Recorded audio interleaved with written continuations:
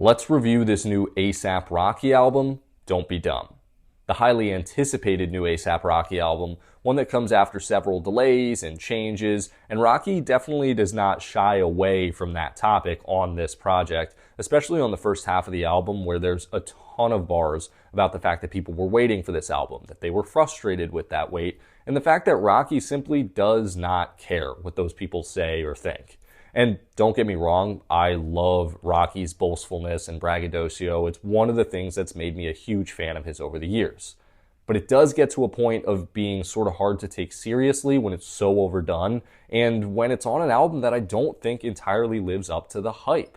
The first half in particular is really oversaturated with these skits and interludes, most of which have that aforementioned boastfulness cranked up to 11.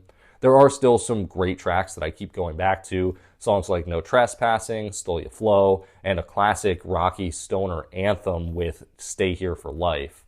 On the back half, you start to hear Rocky really hit his stride. You start to think like, okay, yeah, this is the level of work I was expecting on Don't Be Dumb.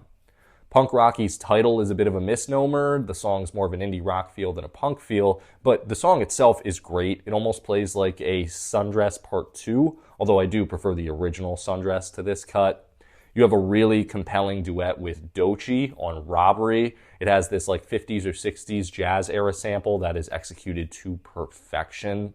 The flow and the beat and the vocal structure on Don't Be Dumb is like almost delicate, and Rocky's silky smooth vocals fit over it perfectly. I kind of prefer that style on this album to some of the more raw, aggressive tracks, although there's some really good ones that fit into that category too. Talking about songs like SWAT Team and STFU, which are going to give you that like visceral reaction, both to the pulsating beat and the punchy delivery we get from A$AP.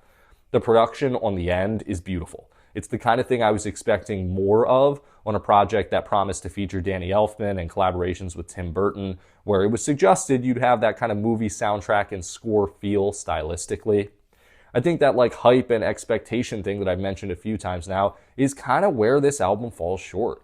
Look, Rocky promised us something that was going to pull from a lot of different inspirations and collaborations and genres and be very boundary pushing.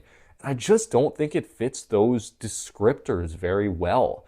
I enjoy a lot of this project, but there's also a lot of it that's just like, yep, that's an A$AP Rocky song. It's good, but it's just another song. Overall, I would give this thing a 3 out of 5 stars. What would you rate it?